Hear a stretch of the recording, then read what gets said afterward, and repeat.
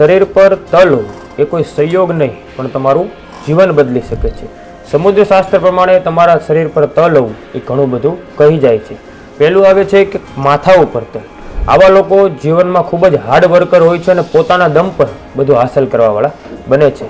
Second આવે છે કે તમારા પીઠ ઉપર તલ. આવા લોકો જીવનમાં સોશિયલ વર્કર, હાર્ડ વર્કર અને પૈસો તેમની આસપાસ ફરતો રહે છે. ત્રીજું આવે છે છાતી ઉપર તલ.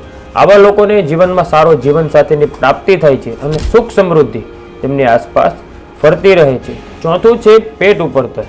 આવા લોકો ખાવાના ખૂબ જ શોખીન હોય છે, મોજ શોખની પાછળ ખૂબ જ ખર્ચો કરે છે. નાભી પાસે તલ ખૂબ જ પૈસો લઈને આવે છે. અને લાસ્ટમાં છે કે પગ ઉપર તલ.